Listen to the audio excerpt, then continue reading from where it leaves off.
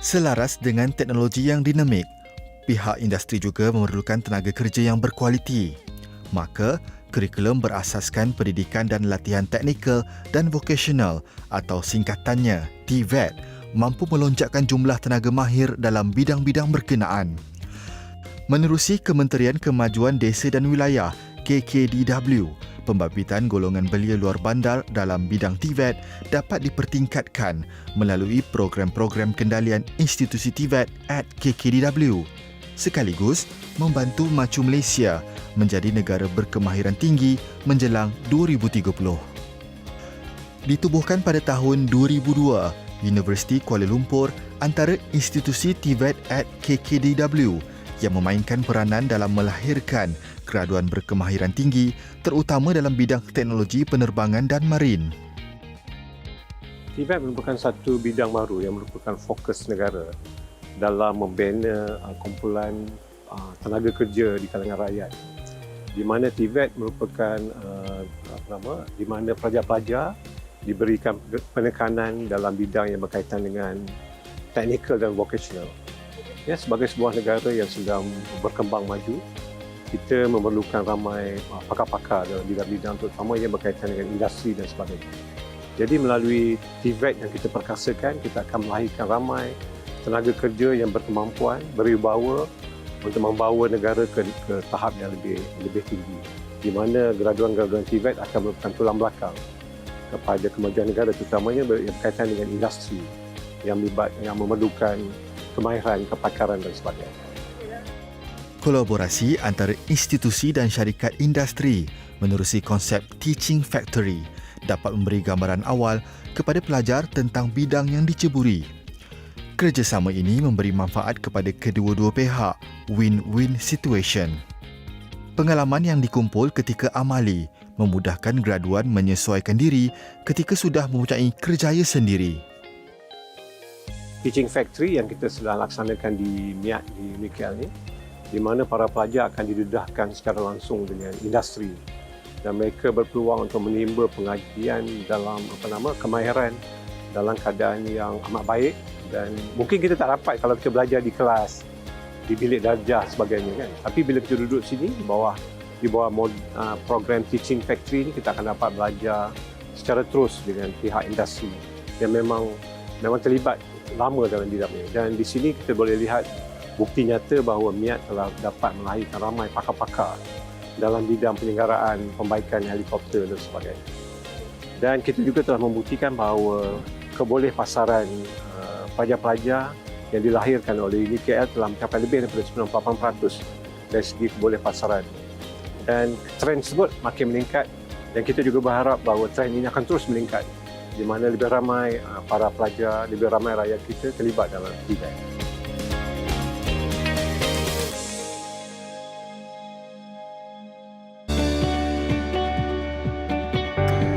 Menjelang tahun 2030, Malaysia memerlukan lebih 30,000 pekerja berkemahiran tinggi dalam sektor penerbangan.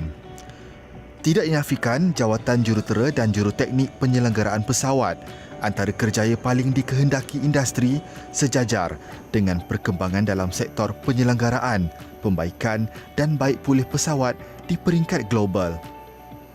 Perjalanan Nur Syuhada sebelum bergelar jurutera penyelenggaraan pesawat bermula dari bawah. Sebaik tamat pengajian di Institut Teknologi Penerbangan Malaysia, MIAT, anak sulung dari 3 beradik ini terus fokus menyambung pengajian ke dalam bidang mekanikal pesawat.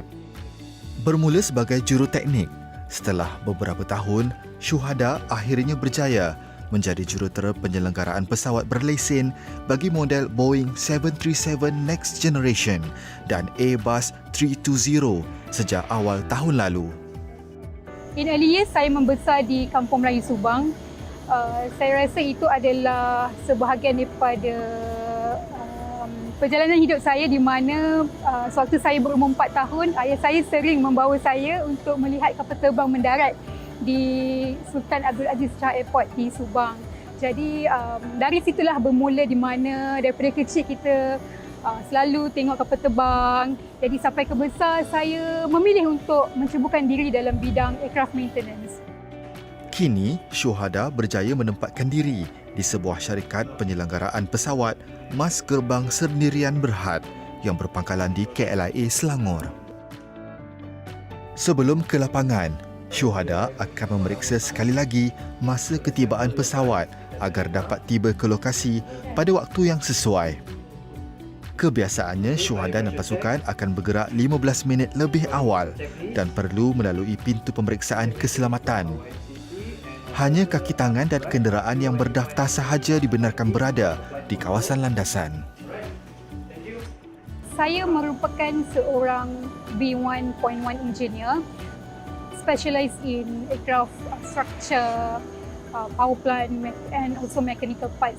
Tidak dinafikan sewaktu saya mula-mula menjadi licensed aircraft engineer, timbul perasaan yang agak takut kerana tugasan menjadi seorang licensed aircraft engineer merupakan satu tanggungjawab yang besar. Saya perlu memeriksa kapal terbang daripada nose ke tail. Semua sistem struktur, kulit struktur kapal, parts everything adalah di bawah tanggungjawab saya. Keselamatan kapal terbang adalah di bawah tanggungjawab saya. Seperti kenderaan lain, contohnya kereta atau motor, jika berlaku kerosakan, kita boleh parking di tepi jalan, tetapi tidak untuk pesawat. Kita tak boleh parking kereta, there is no parking in the sky, on the cloud. So semua tegasan perlu dijalankan dengan baik, selamat untuk kapal dan juga selamat untuk kru-kru kami yang bekerja.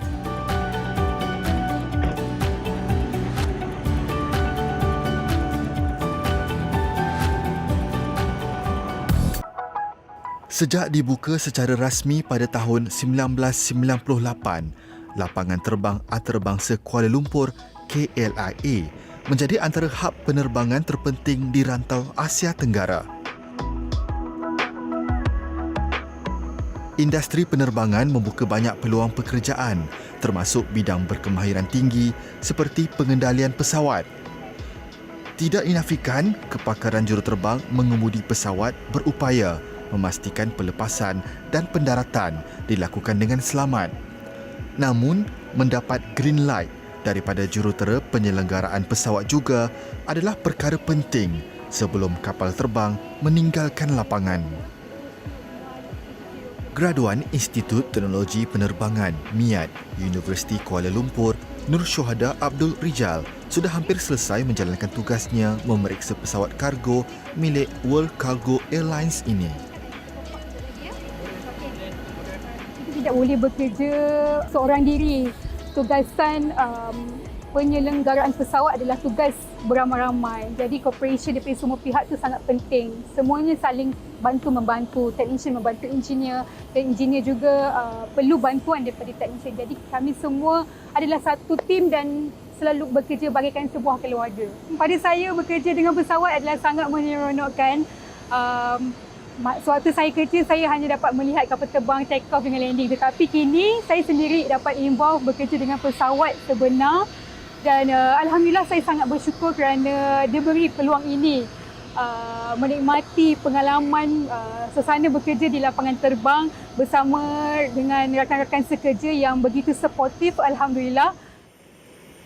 Pesawat perlu diselenggara mengikut spesifikasi ditetapkan sebelum pesawat berlepas. Tempoh masa pemeriksaan dan kerja-kerja penyelenggaraan keseluruhan pesawat adalah bergantung kepada jadual pergerakan pesawat tanpa mengira siang atau malam. Antara tugas-tugas dilakukan adalah pemeriksaan keseluruhan pesawat, servis komponen, troubleshooting dan baik pulih. Saya lebih gemar bekerja di waktu malam, 9 malam ke 9 pagi.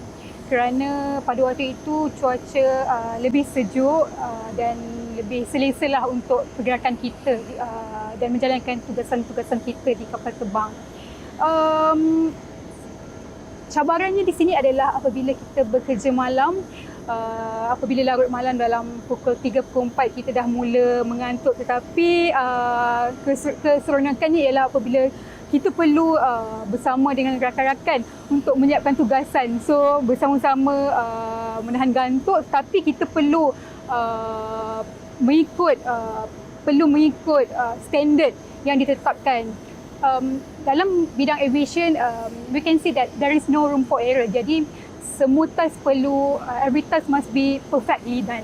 Kita berhujan pun kita masih bekerja. Kita tidak mahu kapal delay, jadi kita akan redah jugalah hujan. Selagi tak ada kilat, kita akan tetap bekerja. Saya rasa itu adalah pengalaman manis lah. Kita bersama rakan-rakan sekerja, berpanas, berhujan, sama-sama berkuyup bersama-sama di sekitar di kawasan airport. Selalunya apabila kita busy, kita dah tidak hirau dah keadaan kita yang berpeluh ke, dah berkuyup-kuyup ke.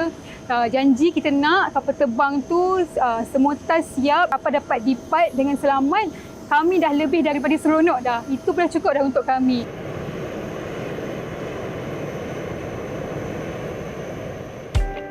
Wanita juga tidak terkecuali dalam memperkasa bidang kemahiran, tidak kira dalam apa jua sektor.